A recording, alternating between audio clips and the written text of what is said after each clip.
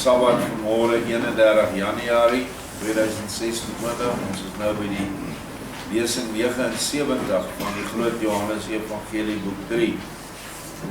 En ons het nou hierdie hele week die gesprekke behandel tussen hierdie owerste en Sireneus.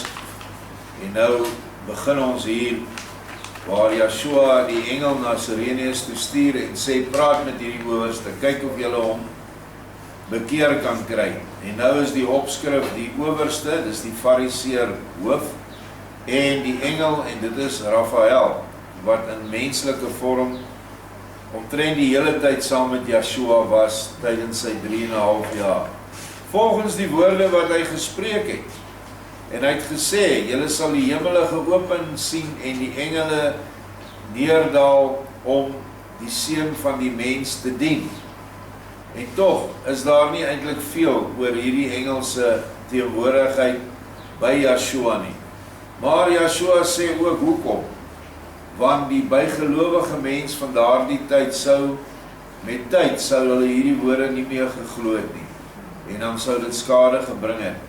Maar vir ons nou aan die einde van die tyd wat hierdie kennis nodig het, aangesien Satan met sy ergste aanslag nou gaan kom op hierdie aarde.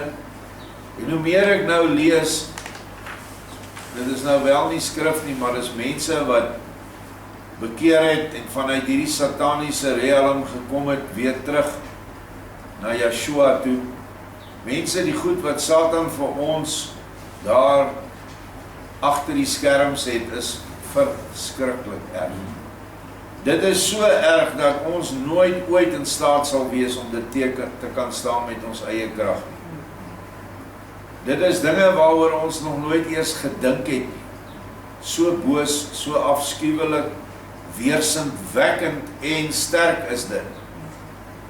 Daar dieselfde engele wat in Henog se tyd neergedaal het en al die amok op aarde gemaak het, die mens allerhande dinge geleer het, is nou nog steeds net so kragtig besig om hierdie dinge vir die mens te bring.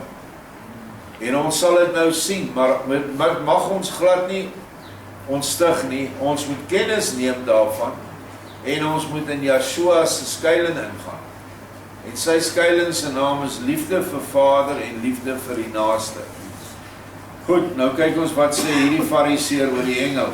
Hoofstuk 150, nou Sireneus sê, daarmee is ek dit weer heeltemal oneens, want die ou het nou in die vorige hoofstuk relaas gegee, dat hy glad nie aan engele glo nie en dat dit sommer nonsens is. Maar hulle vertel die storie vir die volk, omdat hulle so dom is, om dit net te glo. Maar self glo hy dit nie. Want ek glo, vas en verseker, dat daar 'n Elohim is, wat die hele geestes en sinne wêreld, deur sy eie magsvolkomenheid, naamlik uit homself geskape het. Onthou die ou het net aan natuurkragte geglo, die owerste. Dit het natuurlik wel in 'n groter tydsbestek plaasgevind, as dit wat Moses sleg of glad nie verstaan, dit aangegee het. Hier is egter manne wat Moses beter verstaan as wat u dit doen. Nou ja, dit verwys hy na die skepping wat in 6 dae plaasgevind het, en ons weet nou uit die nuwe Openbaring, dit is 6 skepingstydperke, maar meerendeels dat die eerste hoofstuk van Moses gaan eintlik oor die skepping in jouself, van jou siel. Hoe jou siel vorder van duisternis en woes en leeg na 'n volkome skepping op die 6de dag, na die beeld van Elohim, volkome. En ons is nog altyd besig, almal van ons bevind ons iewers in daardie 6 skeppingsdae. Hopelik sal ons oorgaan van ons na die 7de dag se rus, waarin jy dan volkome een word met Yeshua. Daarom glo ek ook in 'n ewige lewe van alle mense wat van goeie wil is, om die gebod van Elohim daadwerklik te vervul. En glo ook volkome aan die formele persoonlikheid van alle geeste. en daardeur ook van die engele van Elohim. Ek glo vas in 'n werklike openbaring van Elohim deur die mond van die profete, en ek glo selfs in die persoon van 'n Elohim mens, of anders gestel vir ons 'n godsmens. En ek glo dit alles nie net uit hoorsê uit nie, maar uit innerlike en lewende oortuiging. En dit verwonder my daarom baie, dat u van dit alles glad nie iets glo nie. Wat sou u dan sê, as ek in alle erns aan u sê, kyk, hierdie lieftallige jongman hier, is nou juist so 'n engel van Elohim, waaraan u nooit geglo het nie, en hy kan dit ook altyd met dade bewys. Wat sou u daarteen kon inbring? Staar die owerste sê, geëerde meester, daarop kan ek niks anders sê as, u skep nou genoeg daarin, om my in die openbaar vir die gek te hou. Die skone jongeling is beslis 'n veelbelovende seun van u, en dit is wel seker, dat u hom al van kind af aan, in alle moontlike kunste, en wetenskappe laat onderwys het, en dit sou my nie baie verbaas, as die jonge, nie oor sekere kundighede beskik, waaroor ons nog nooit van gedroom het nie. As ek nou 'n goedgelowige os was, sou u my so aardig aan die neus kon lei, maar dit sal moeilik gaan, want ek weet wat ek weet, en in u binneste sal dit wel eners wees, maar u wil my waarskynlik weer op die proef stel. Dan een ding wat hierdie ou, hy is versigtig vir Sirenius. Sirenius sê, wel, as u dink dat ek u vir die gek hou, stel hom dan in die naam van Yahweh Elohim op die proef.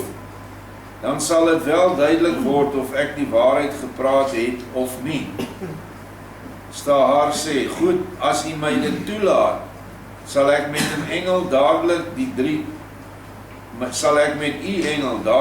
drie dubbele Moses doek voor u oë wegneem, sodat u onmiddellik en duidelik kan sien hoe dit daar met die engel staan.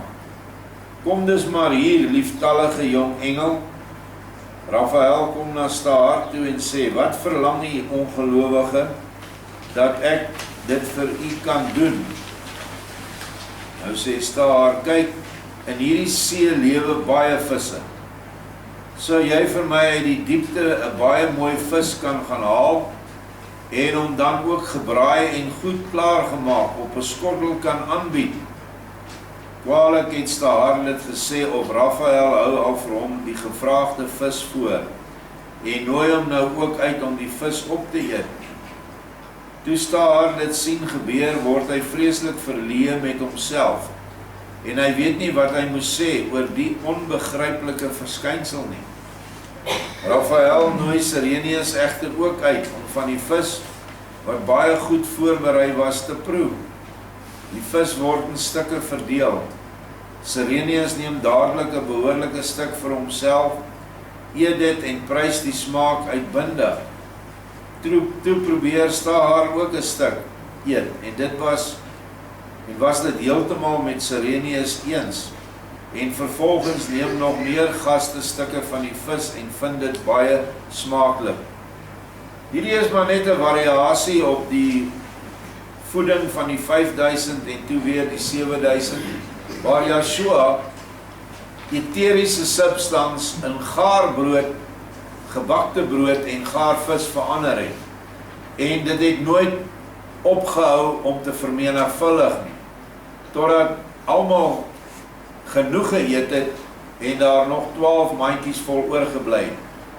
Nou dit is een van sy kragte wat hy aan die engel oordra, omdat die engel nie meer onder die gesag en mag van materie is nie. Hy is 'n geesteswese, het hy dieselfde krag, Yeshua, in hom. En het hy uit die eteriese substans wat in die lug is, ons dink die lug bestaan uit niks nie. Nee, dit bestaan uit die kleinste boublokke van alles wat op hierdie aarde is en in die heelal is. En hy het net vir hierdie klein boublokkies instruksie gegee. Word 'n gaar vis. So eenvoudig soos dit klink vir ons bo natuurlik. En dit is seker bo die natuurlike, maar dit is nie bo geestelik nie. Dit is geestelik moontlik, want by Elohim is alles moontlik, daarom sal by sy engele ook alles moontlik wees. So dis wat hier gebeur het. Nou ja, hulle verwonder hulle nou verskriklik. Nadat die vers 14 die hele vis op hierdie manier verorber was, rig Staar hom baie nederig tot Raphael en sê: Is jy werklik 'n engel van die meester? Of is jy maar net so 'n jong buitengewone towenaar uit Europa of Afrika of uit groot agter-Asië? Wat daar gebeur is weliswaar onbegryplik en wonderlik, soos nog nooit voorheen nie. Maar daar is ook toordery en groot towenaars onder die mense, waardeur die leek in sulke sake baie maklik op 'n dwaalspoor gebring kan word. Sê my daarom eerlik, of jy moontlikerwys 'n engel van die meester is, of miskien tog 'n towenaar. Ek kan nie jou so ongeloof begryp eintlik nie, dit is eintlik verskriklik. Nou sê Raphael: Wat sou u daaraan hê, of ek ja of nee sou sê? 'n Twyfelaar het tasbare bewyse nodig. Beproef my en stel aan die hand daarvan vas, of dit wat ek doen, ook deur die een of ander towenaar gedoen kan word. Nou sê Staar: ja, beproef is goed, as ek maar weet waarmee jy nog meer, ja, daar skiet my niks te binne, waarmee ek jou nog verder sou kan beproef nie, aardige jonge. En bovendien is die verwesenliking van die eintlike belaglike eerste proefstuk al so buitengewoon, dat iets wat nog onmoontliker uitvoerbaar sou wees, glad nie te bedink is nie. Maar deur jou buitengewoon lieflike gestalte, sou ek nou tog waarlik eerder aanneem, dat jy werklik 'n engel van Elohim is as 'n towenaar. Slegs blyk dit dat jy werklik 'n liggaam het, en daaraan sien 'n mens tog nie 'n gees nie. Laat my eers voel of jy ook lyf het. Die engel laat hom nou deur Staar betas, en Staar vind alles by Raphael deeglik en stewig. Toe haal hy sy skouers op en sê: liggaamlik kan dit nie beter nie. Baie geestelik sien dit nie daaruit nie. Teen wat hy gedoen het, is niks in te bring nie. Maar die baie mooi gevulde liggaam, wat baie weelderiger is as die van watter jong vrou dan ook, so 'n wonderaantreklike arm, en so gevuld en stewig. Ja, dit lyk tog in die verste verte nie soos iets geesteliks nie. Jy sou selfs, as ek baie eerlik wil wees, afgesien van die feit dat ek al 'n ou esel is, en dat jy 'n man is, baie maklik tot oor jou ore op jou verlief kan word, en al jou sinne verloor. Wel, dit lyk dan tog glad nie soos iets wat jy met reg, rein en hemelsgeestelik sou kan noem nie. Maar miskien is dit so, dat jy net soos 'n jong Tobias, in die geheim onsigbaar vir ons sterflike mense, ondersteun word deur 'n engel. Dit wil sê, as jy al vanaf jou geboorte net so Samuel 'n baie vrome seun was. Maar as dit nie so is nie, dan kon jy ook net so goed 'n geheime verbond met die Jahwe staan ons by. Ek dink dit noem ons Jahwe Sabaoth, nee. Ja. Kan hê, wat ek egter nie so waarskynlik ag nie, omdat jy verder so hemels vroom en lieflike uiterlike het, omdat ek eerlik gesê nooit so heeltemal werklik aan die Jahwe staan ons by geglo het nie. Om heeltemal aan Elohim te glo was al moeilik vir my, laat staan dan aan sy teendeel. Nou, 'n mens sal nie uitmaak wat is die verhaal of die verwysing na 'n jong Tobias as jy nie die boek van herinnering het nie. Die mens wat die Bybel het sal nie verstaan wat hier aangaan nie. Daar is 'n boek in die boek van herinnering, dit was genoem 'n apokryfe boek, En dit is die verhaal van Tobias, wat vir hom 'n vrou gaan haal het in die vreemde. Maar die engel Raphael, en toevallig het hy 'n kolskoot geslaan hier, want die engel wat hy nou voor hom sien, is dieselfde engel wat vir Raphael gehelp het, vir Tobias gehelp het. En so het hy vir weke saam met Tobias gegaan. Hy het hom gehelp toe hy by die vrou kom. Sy was besete met geeste, weens vorige verbintenisse wat sy gehad het met ander mans. En Tobias het vir hom gevra en Raphael het hom raad gegee hoe om ontslae te raak van die goed. En so het Tobias dan sy vrou teruggebring huis toe. En dit is eintlik 'n diep geestelike verhaal van Yeshua wat sy bruid gaan haal. 'n Bruid wat totaal en al besmet is met allerhande bose geeste. En interessant is Raphael daar die engel, en hier is hy die engel. En Raphael, weet ons nou, hy was op aarde as mens, die gees of die wese Henog. En hy het voor die vloed gelewe. Hoeveel keer hy daarna weer aarde toe gekom het, want dit word engele toegestaan om meer as een keer aarde toe te kom. Dink maar aan Elia, wat nou gekom het in die vorm van Johannes die Doper. En Yeshua sê dit, hy bevestig dit. Maar dit is nie moontlik vir gewone mense nie. Net vir engele wat 'n geweldige hoë vlak van geestelikheid al bereik het. So dit is wat hier aangaan, maar hierdie ou is morsdood, hy glo aan niks nie. Al het hy al hierdie goed gelees. Hy gaan verder en hy sê, daarom is ek, ondanks my uiterlike strengheid, innerlik nog geen siloot nie, maar 'n verstandige natuurmens, en ek neem geen verskynsel so lank as geestelik aan nie, alvorens daar nie nog 'n enigsins natuurlike verklaring daarvoor te vinde is nie. Dit wat jy nou gedoen het, is beslis nie deur my verstand natuurlik te verklaar nie, maar ek het my ook nog nooit ingebeeld om alles te verstaan, wat ook maar op die groot terrein van die natuur sigbaar word nie. Daarom kan jou kuns om wonders te doen tog wel op iets natuurliks berus, waarvan jy en miskien ook nog wel 'n aantal ander alles vanaf weet. Dit sal jy natuurlik nie aan my vertel nie, maar dit is ook nie so belangrik nie, want daar geskied in die natuur baie, wat op sigself ook 'n wonder is, wat ons nie kan verklaar nie. Daarom hoef ons dit tog nie dadelik as 'n wonder in optima forma te sien. So hierdie ou twyfelaar, soos wat Raphael hom noem, glo glad nie in hierdie ding, al gebeur dit voor sy oë. Hy sien dit, maar hy glo dit nie. So wat maak jy met so 'n ou? Dis 'n moeilike kaland om reg te wys. Maar kom ons lees verder. Nou die opskrif, die volgende ene is die owerste fantaseer. Hoofstuk 1:5:1. Kyk, die lieflike jonge wat in die toorkuns bedrewe is. Ongeveer 3 jaar gelede kom daar 'n aantal mense uit die Moreland na die stad. Volgens hulle het hulle uit agter Indië gekom, waar sulke hoë berge is, dat hulle spitse byna die maan aanraak, as sy verbykom. Wel, hulle het so gesê, om baie opsien te baar, oordryf hierdie vreemdes alles, en dis ook die hoogte van hulle berge. Maar daaroor sal ons nie kibbel nie, want dit maak niks saak of hulle berge in werklikheid 'n paar el laer was nie. Maar hierdie agter-Indiërs, wat baie merkwaardig gelyk het my toestemming gevra om hulle egte wonders teen 'n redelike prys vir die volk te demonstreer.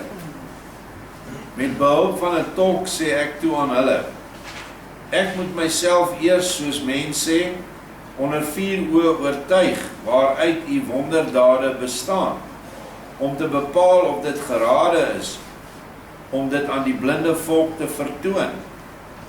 Anders kan ek u, hoewel ek self 'n groot vriend is van alles wat buitengewoon is, geen toestemming verleen vir die openbare vertoning van welke onskuldige wonders ook al nie. Die wondermanne was baie tevrede met my besluit veral omdat ek hulle vir die voorstelling, wat hulle alleen vir my en 'n paar geleerde kollegas sou gee, 'n goeie honorarium beloof het. Hulle gaan toe na hulle herberg in die stad, kom na 'n uur met allerlei towery benodighede terug, soos wat ek nog nooit vroeër gesien het nie.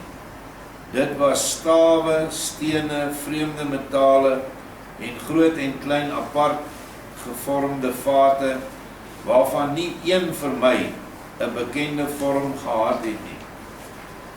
Ek het aan hulle leier gevra waarvoor hy dit alles nodig gehad het, en hy sê, eintlik vir niks nie, maar hy moes iets van die huis by hom hê, omdat hy anders nie met alle sekerheid 'n gevraagde wonderwerk tot stand kon bring nie. Daarop het hy my gevra wat ek van hom wou sien of weet. Nou sê die owerste, goed, soos ek gesê het, sal u met die towerye nie ver kom nie.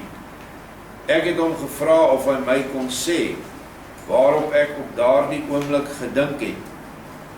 Ek dink toe aan Rome en aan die naam van die keiser. Hy lê toe beide hande op sy bors en sê toe wat ek dink. Jy kan jou wel voorstel, dat ek my toe nie baie minder verbaas het as nou vir jou nie. Volgens dit, dan kon nie die hele hoofstuk inkry nie.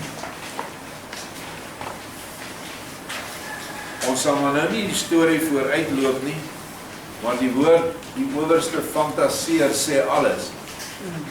En dit wys jou ook op tot watter hoogtes hulle sal gaan om enige iets wat uit die goddelike koninkryk kom, uit die ligryk te besmet of te verduister nie. Hulle sal alles doen om vandag Vader se gelowiges van die ware geloof af te kry en die Bybel as net 'n klomp boeke wat daar is en nie Godspraak wat opgeteken is vir ons verlossing as ons daar volgens leef nie. En dit is wat oor honderde jare gebeur het.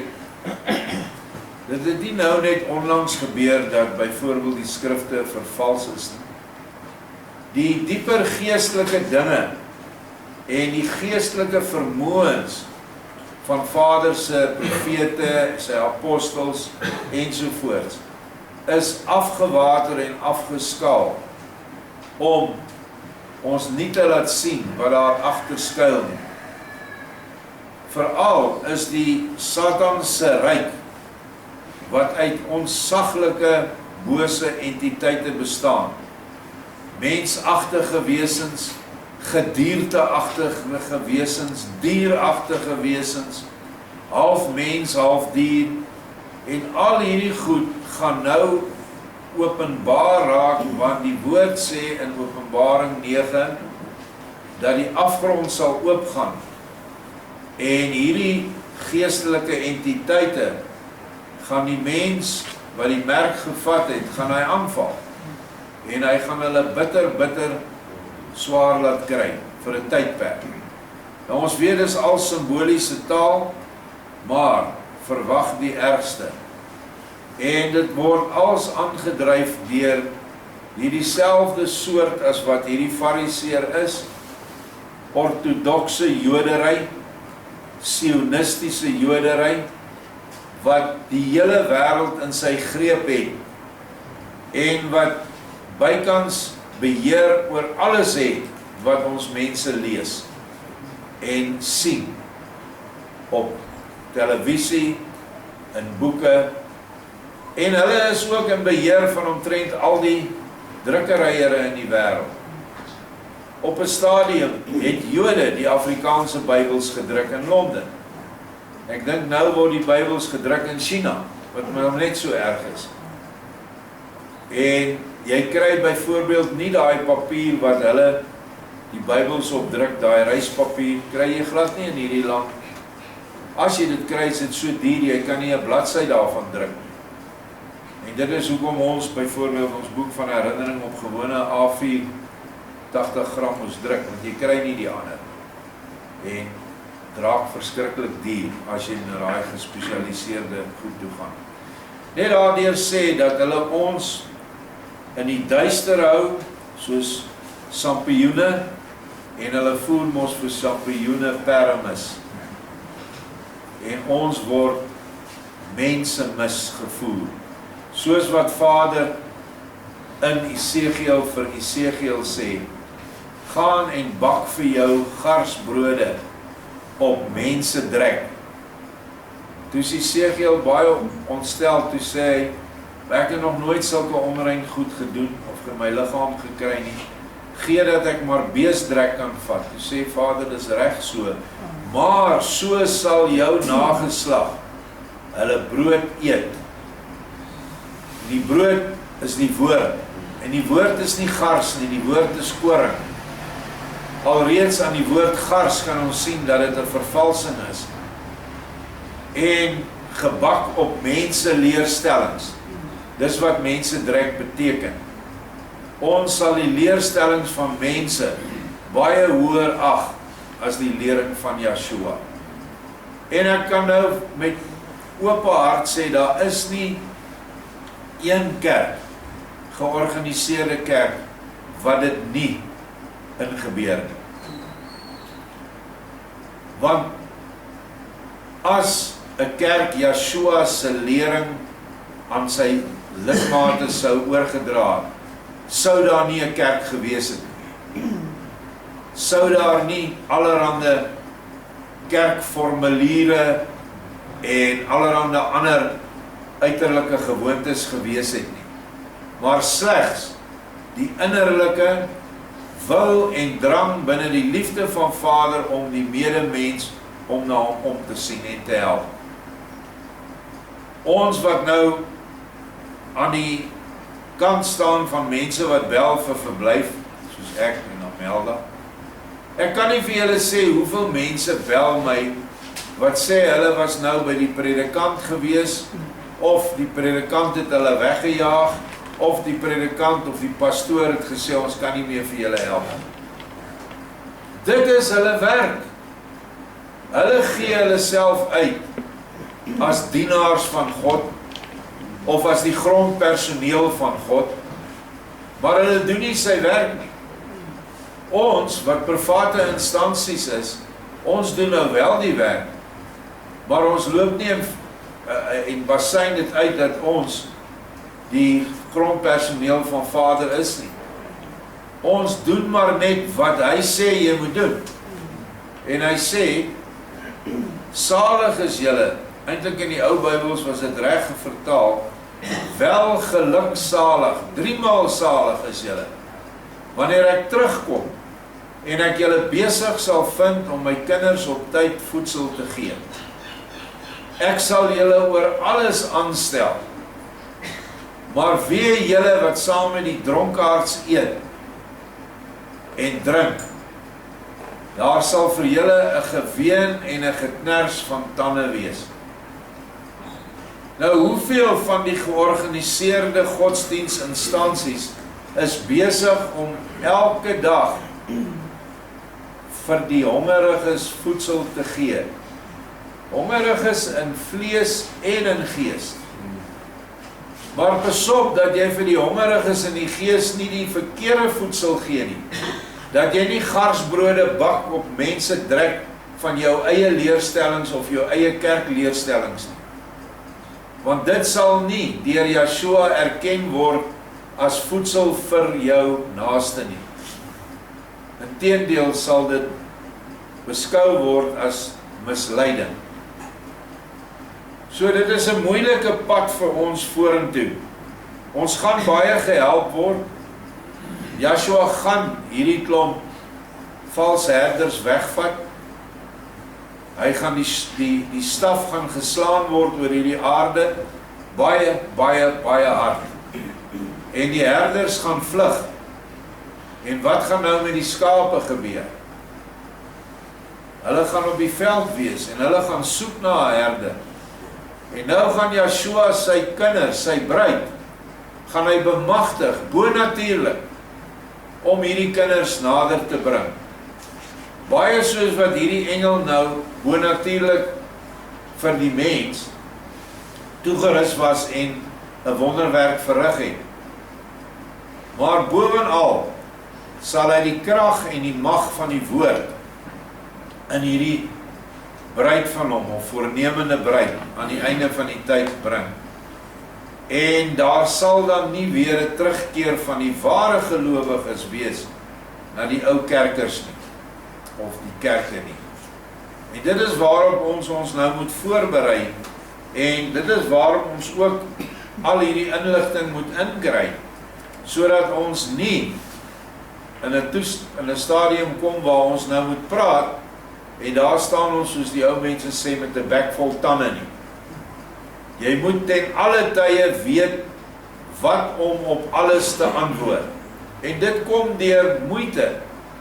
Jy moet dit vir jou verwerf. Dink julle daai klomp vissermanne wat Joshua aan die meer van Galilea gevat het, het net dadelik almal wonderbaarlik genesings gedoen en al die waarheid kon verkondig? Nee, hulle is vir 3,5 jaar intensief, dag vir dag, Sabbate ingesluit, is hulle onderrig deur Joshua.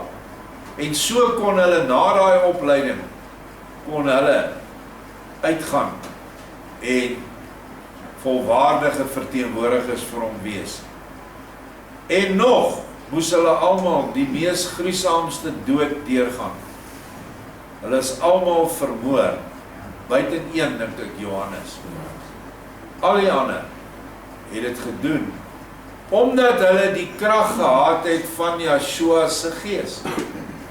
En dit is waarna ons moet kyk, is dat ons sy krag kry, dat ons nie faal nie, dat ons nie swak word en omdraai en hardloop nie, of vir Joshua verloon nie. En ek sit altyd die voorbeeld in van daai Koerde in die noorde van Iran daarbo, dat daai klomp Arabiere hulle dwing om te buig vir Allah en Joshua te verloon.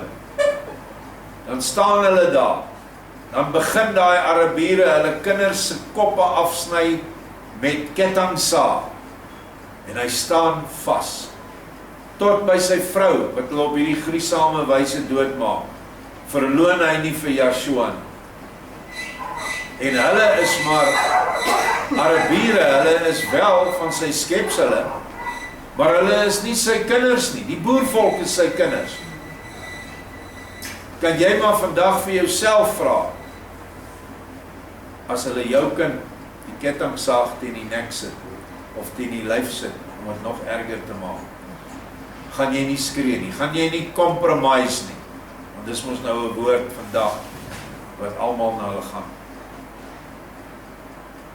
Dan sien ons eers, of ons sterk is in die geloof, wanneer ons daai punt in ons gedagtes bereik, en dit kan oorkom, en met sekerheid sê, ja, dankie Joshua, in die krag sal ek staan. Baie dankie, ons gaan môre verder met hierdie ou se fantasie.